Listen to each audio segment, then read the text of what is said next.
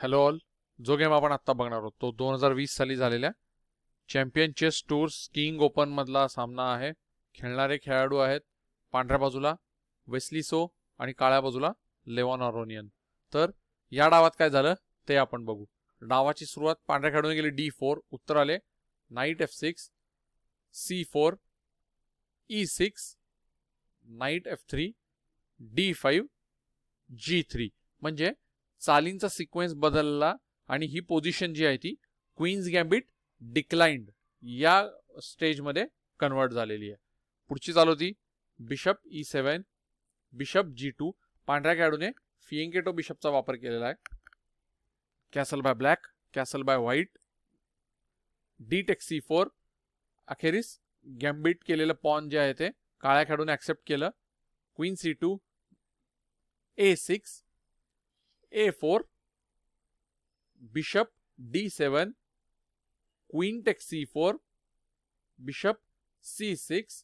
आणि आता काळ्या खेळाडूने देखील तुम्ही जर पाहिलं तर लॉंग डायगोनल म्हणजे H1 A8 हा जो लॉंग डायगोनल आहे त्यावरती आपला पांढरा उंटा आणलेला आहे.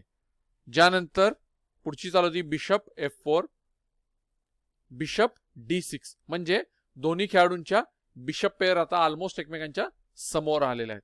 या अशा परिस्थितीत पांढऱ्या खेळाडूची चाल होती knight C3, bishop takes F4, G takes F4, A5.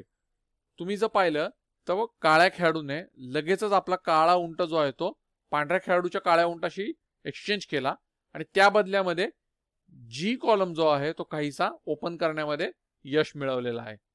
पुढची चाल होती E3, night B2 D7, queen B3, रूक A6, रूक F2 D1, क्वीन E7,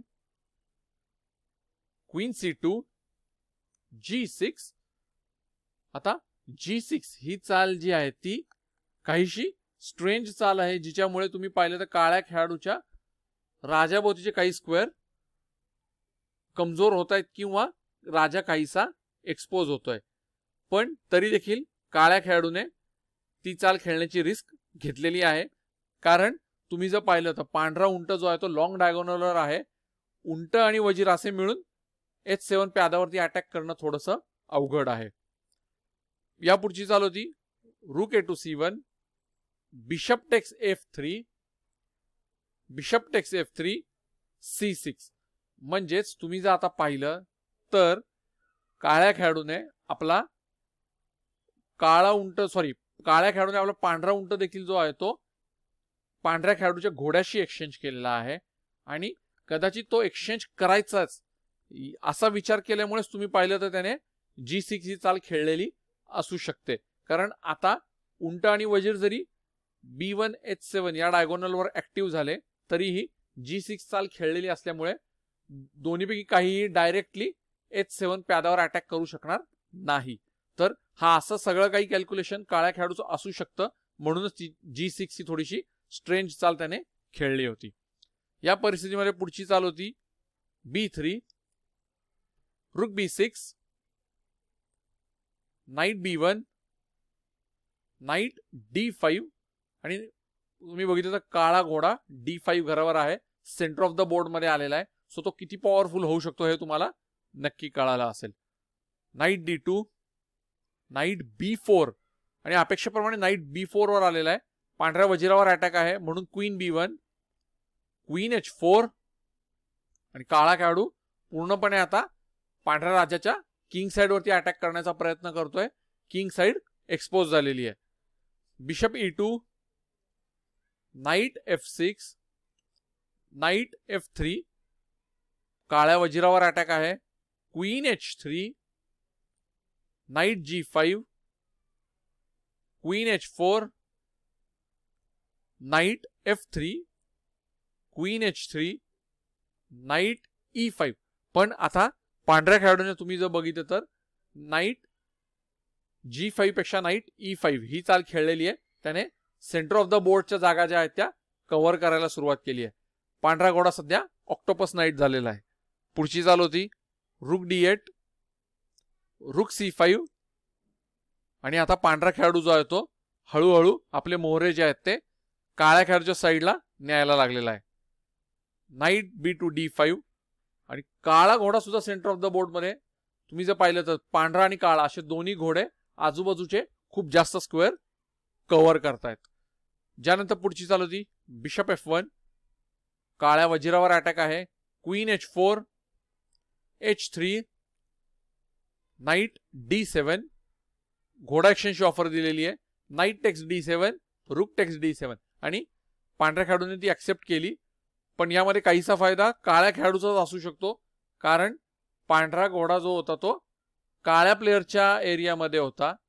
दुसरीकडे काळा घोडा जो आहे तो सेंटर ऑफ द बोर्ड मध्ये जरी असला तरी अजून काळ्या खेळाडूच्याच एरियामध्ये आहे.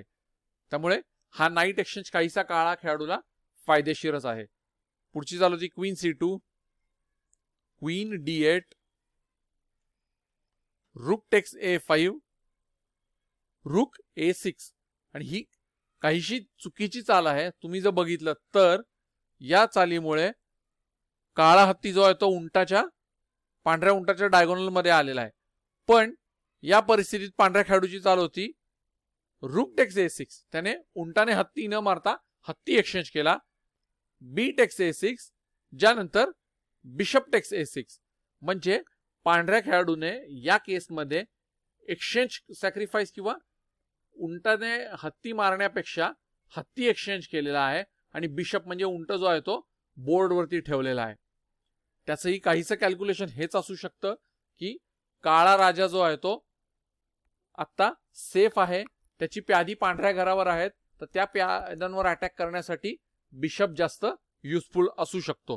हे असं काहीसं पांढऱ्या खेळाडूचं देखील कॅल्क्युलेशन असू शकतं. पुढची चाल होती नाईट B4. आता उंट आणि वजीर दोन्हीवरती अटॅक आहे, म्हणून क्वीन E2, उंटाला सपोर्ट दिला, वजीर जागेवरून हलवला. C5, बिशप B5, दुसऱ्या हत्तीवरती अटॅक. रुक D6, queen E1, night D5, bishop E2, queen B6. तुम्ही जर पाहिलं तर आता B3 प्यादाला कोणाचाही सपोर्ट नाहीये, पण D text C5, queen text C5. पांढऱ्या खेळाडूने आपलं C कॉलमवरचं प्यादा एक्सचेंज केलं. बिशप C4 आणि आता बिशप C4. ही अमेझिंग मूव आहे यासाठी की आता तुम्ही जर हा छोटा ट्रायंगल बघितला, दोन प्यादी आणि एक उंट मिळून झालेला हा जो छोटा ट्रायंगल आहे तो ब्रेक करणं खूप अवघड आहे. द रिझन इज की काळ्या खेळाडूकडे A किंवा B किंवा C या तिन्ही कॉलमवरती एकही प्यादा नाहीये आणि त्यामुळेच A आणि B कॉलमवरची पास्ट पॉन आहेत ती जशी जशी पुढे जातील तसं काळ्या खेळाडूला त्रास होऊ शकतो. या परिस्थितीत पुढची चाल होती रुक C6, A5 आणि अपेक्षेप्रमाणे प्यादी पुढे ढकलायला सुरुवात झालेली आहे. नाईट F6, A6, रुक C8, queen D2, queen H5. आता क्वीन H5 ही चाल खेळून H3 या प्यादावरती काळा खेळाडू अटॅक करतोय, पण पांढऱ्या खेळाडूची चाल होती A7, रुक A8. ज्यानंतर पांढऱ्या खेळाडूने एक अतिशय अमेझिंग चाल खेळली जी तुमच्या लक्षात आली असेलच. ती चाल होती क्वीन D8 चेक आणि ही चाल खेळल्यानंतर काळ्या खेळाडूने आपली हार मान्य केली. त्याचे कारण चेस इंजिन जी पुढची लाईन आहे त्यामध्ये तर दाखवलंच आहे की क्वीन D8 यानंतर आता राजाला चेक आहे, राजा हलवला तर हत्तीला वजीर मारावा लागेल, म्हणून रुक टेक्स D8. ज्यानंतर rook takes D8 check, king G7, A8 queen, queen takes H3, queen A3 आणि किंग H6. किंग H6 देखील इम्पॉर्टंट चाल आहे, कारण क्वीन A3 यानंतर समजा कुठली रॅन्डम चाल खेळली, जसे की लेट से प्यादा पुढे घेतलं, तर हा एका चालीमध्ये अशा प्रकारचा चेकमेट आपल्याला बघायला मिळू शकतो. म्हणूनच क्वीन A3 नंतर किंग H6 ही अतिशय इम्पॉर्टंट चाल आहे, ज्याने राजा अजून चेकमेट झालेला नाहीये.